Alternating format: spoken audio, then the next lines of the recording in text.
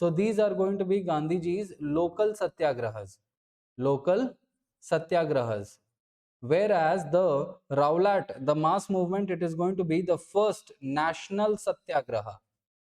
First national satyagraha.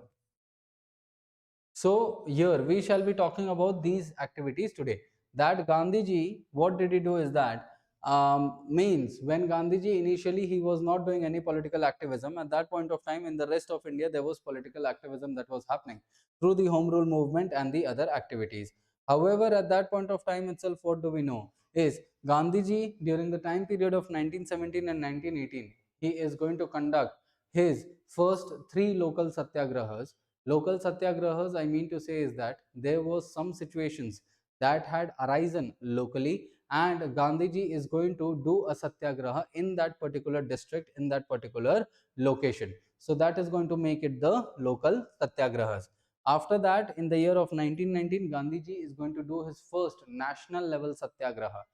Now we are actually very much aware about the the satyagrahas. What are the principles of satyagrahas? Okay, so this is there. So if you want to make this up, I'll just step aside, and what you can do is you can make this particular diagram also. You can make this diagram. I'll just say photo.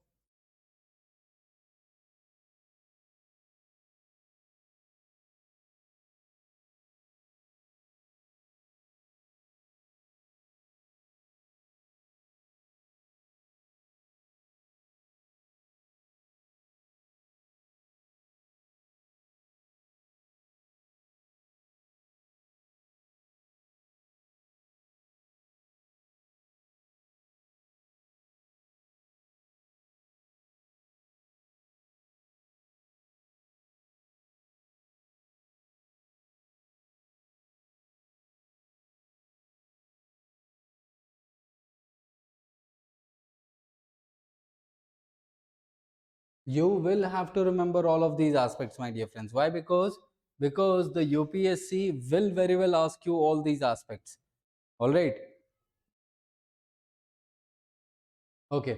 So now let us just start with the Gandhian activism in India. All right. That is going to be this. Okay. Now, so I have already explained this up to you. When we talk about Gandhiji, so after he came to India, he spent a year traveling all over India, and then I'm sorry. Then in 1916, he founded the Sabarmati Ashram in Ahmedabad, where he and his followers, they are going to practice the Satyagraha there. Now, what is going to happen is that when Gandhiji, he was, there in Ahmedabad also, and then he was also having a tour of the areas, various areas, in order to understand the various people of India and their capacities. At that point of time, various regions in India were like that where Gandhi was well known. So Gandhiji, he was well known in some of the areas, and one of those areas was the North India as well. So what happened is that once one particular person, he's going to come to the Mahatma Gandhi, means he's going to come towards Gandhiji. His name was Pandit Rajkumar Shukla. Now this person, he hailed from the Champaran district of Bihar. Now Champaran district, from there he had come to meet Gandhiji, and he started telling Gandhiji that what are his issues, what are the issues that the people of Champaran are facing. And he's going to be telling that the people of Champaran, they are being forced to cultivate indigo, and they are being forced by the European planters to cultivate indigo, and in that forceful cultivation, even the British government is siding with the European planters. And what was happening is that they have introduced a new system that was known as the Tinkathia system. They had introduced a new system that was known as the Tinkathia system. Where is it? Okay. So, yes, I will just explain it up. So, here the Britishers had introduced the Tinkathia system. Now, what was the Tinkathia system? It means that it is going to mean that the third of every land, the 3 parts of every land should be brought under cultivation of the indigo. So what the European planters did is that in the area of Champaran, what they are going to do is they knew that the topography, it was very much good for the cultivation of indigo. And at that point of time, indigo was of very high demand in the areas of the western countries, because it was a color that was used in the textiles, and it was very much highly priced at that point of time. Now what is going to happen is that the particular British planters, the European planters, they are going to find an opportunity, of indigo cultivation in the area of Champaran, and they are going to talk to the farmers. But many of the farmers, they are not going to accept to the cultivation of indigo. So what the British or the European planters did is that they are going to hire various lathials. The lathials, they were the people who are going to carry the sticks. They carried the sticks, and with the sticks, the particular European planters told these particular people with the sticks that go and pressurize those people, the farmers who are not willing to cultivate indigo on their farmlands, pressurize them, beat them, and make them understand that they will have to cultivate the indigo on their farms. So many people accepted it under the pressure, but when some people did not accept it under the pressure as well, so the European planters, they were supported by the local administration, the local British administration.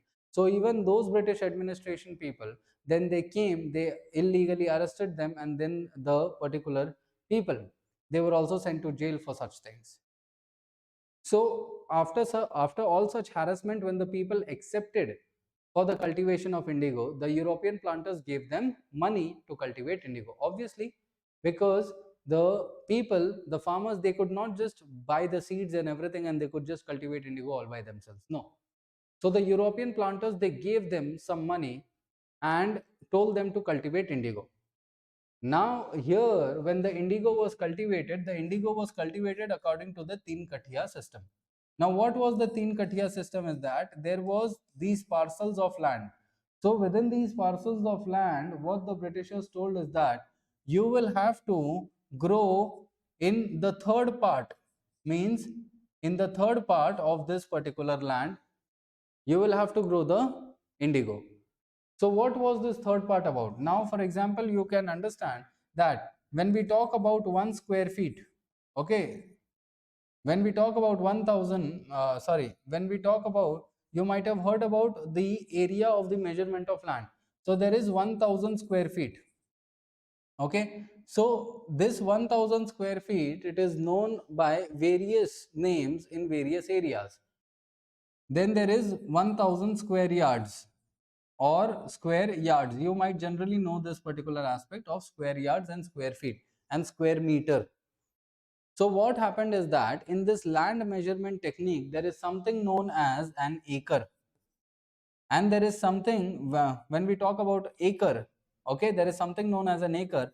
And in the North India, the land measurement and the land sizing, it is known as a bigha. In the North India, it is known as a bigha. So when we talk about a bigha, so bigha, it is what? 20. If I am telling you bigha, for example, I am just giving you an example. Bigha, it is 20,000 square feet, for example. So and acre, it is 27,000 square feet. So from every 27 parts of a land, 20 parts of the land will comprise of a bigha. Okay, 20 parts of a land will comprise of a bigha. Comparatively, when we talk acre, it is a newer term, whereas bigha, it is the age-old tradition of measuring of the land. So acre, it is much bigger than the bigha. So when we talk about the bigha, it was 20 parts of the land, and from those 20 parts, the farmers had to cultivate the indigo in 3 parts of the land. Now what had happened is that when the European planters had given such money to these particular people, at that point of time, they were forcefully given the money and they were forcefully told to cultivate indigo. Now because of indigo, what happened is negativity happened.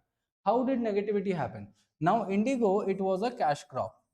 Now what happened is that when indigo, it was cultivated here, there was means continuous cultivation was done, and because of that continuous cultivation, what happened is the area, this particular area's fertility, it reduced. And because this area's fertility reduced, so automatically this land's fertility, it is also going to reduce. So what is going to happen is, when the fertility is going to reduce of the indigo land, so obviously there is going to be reduction in production of the indigo, and simultaneously also the fertility of the mainland where the food crops were grown, even this area's fertility was reducing because it was adjoined to that area. So here also the production reduced.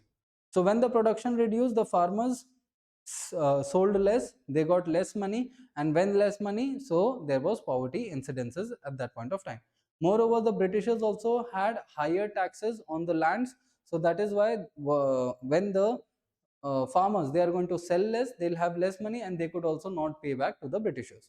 Now what happened is that, here, if the production was less of the particular indigo, in spite of that less production, the Europeans, they would want, if the production was less, so Europeans asked the farmers to compensate, that why is the production less, you will have to compensate. Even if there was a crop loss, the Europeans, extracted money from the peasants, because they do not know anything, they just wanted money. So in spite of a crop loss, they extracted money. In spite of less production, they extracted money. So at the end, the main motive, it is going to be just to extract money. So when that extraction of money, it was done at that point of time, what do we see is that these particular people, they extracted a lot of illegal money from the peasants, and if the peasants were unable to give those money, so they had sided with the British administration, and they had also annexed the lands of these farmers. So those were the situations that were happening in the area of Champaran. And at that point of time, Pandit Rajkumar Shukla, he is going to come to Gandhiji, and Gandhiji, then after getting to know all this, he decides to go to Champaran, Bihar. And along with him, there were other people also who went, that is Rajendra Prasad, Mazhar ul Haq, JP Kriplani. Now the Britishers, the British people, the British authorities of Champaran, they were informed about the arrival of Gandhi. And these British people, they knew about the activities that Gandhi generally did. So when they are knowing about the activities, they knew that if Gandhi comes to Champaran, things might get disturbed. So as soon as Gandhi arrives on the station in Champaran, so the district officials, the British officials, they are going to tell Gandhi that you will have to go back. You cannot come stay in Champaran, because if you are here, there could be arising of law and order situations. So Gandhiji, he is going to disobey the official order that was given by the British administration. It was an official order, a legal order, that you will have to go back, otherwise because of you, there will be law and order situation, so we would have to arrest you if you stay here. So Gandhiji is going to disobey that order, and he is going to tell the Britishers that if you want to arrest, you arrest me. So the Britishers arrest him. However, the Britishers sooner realize that if, means Gandhiji, okay, keeping him in jail, it would not be good. So that is why they release Gandhiji. And when they release him, Gandhiji is going to take a tour of that particular Champaran. He is going to understand the situation, and he is going to appeal to the Britishers that whatever you have done is wrong here. And the Britishers then realized and understood that things would have to be taken, means measures would have to be taken, because if they don't take measures, the things would get much more spoiled in nature. So the Britishers decide on creating a commission, and in that commission, they also decide on making Gandhi a member of it. So this commission, it talks to various farmers and also the European planters, and gets to a conclusion that the European planters were at fault here. And the decision was taken that whatever money was extracted by the European farmers from these peasants illegally, so from all that money, 25% will have to be repatriated, given back by the European planters to the farmers. 25%. So if 100 crores were illegally extracted, I'm just giving you a figure. If 100 crores were illegally extracted, or 1 lakh was illegally extracted, by all the European planters, they would have to give 25,000 from 1 lakh, they would have to give 25,000 back to the peasants. So here many people asked Gandhiji that why only 25%? Why not did you ask for 100% repatriation, which was illegally extracted? So Gandhiji is going to say that, my dear followers, my dear friends, here what is going to happen is that even we have asked for 25%, so the British gave 25%. Even if it would have been 1%, even that would be our success. Why? Because up till now, never ever did the British planters pay back the money that they extracted from the Indians. But now they were forced to pay 25%. So that was a win for us, because here an historic moment was created. So here this was considered to be the first civil disobedience that Gandhiji is going to do in the area. Now many of you might be wondering that when we talk about civil disobedience, and then there is one another word, that is non-cooperation. So what and how are these both different? So non-cooperation, it is somewhat of a lighter term, but disobedience, it is somewhat of a heavier term. For example, let us just take this simple example. If I tell you something, you are you are not cooperating. If I tell you to, means through the videos itself, if I tell you to stand on the, wherever you are watching, just to stand there, you'll be like, no, I'll not stand, my legs are paining and all, please understand and all. So you might be giving reasons, and you might be like creating a situation wherein you will not cooperate with me.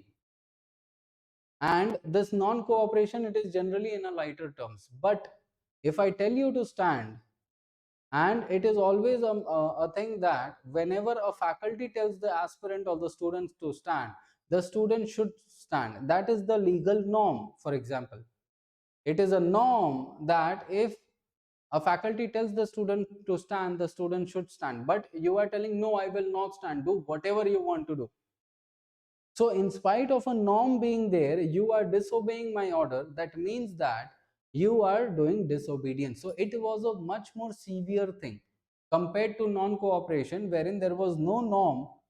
Okay, I'm not telling there was not 100% no norm. There might be some norm, but even if I'm telling you, you are telling, please, no, I do not have none, like that. So you are basically non-cooperating with me. So here somewhat non-cooperation, it is in the civil matters, whereas in the disobedience, it is going to be in a legal matters.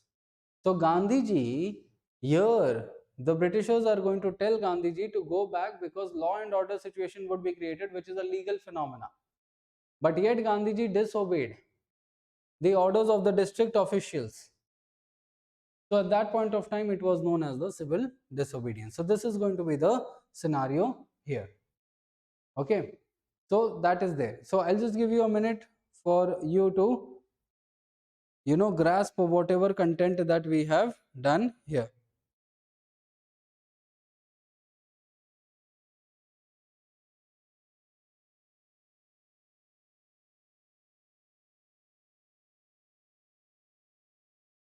Whatever we have done, just grasp the content here.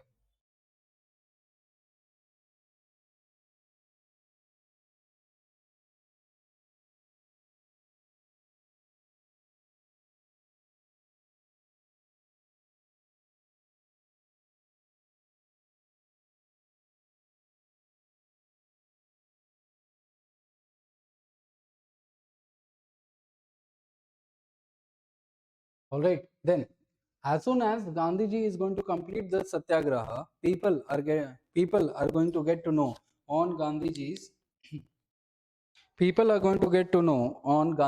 satyagraha. Okay, and people are also going to get to know the success of Gandhiji. So this is what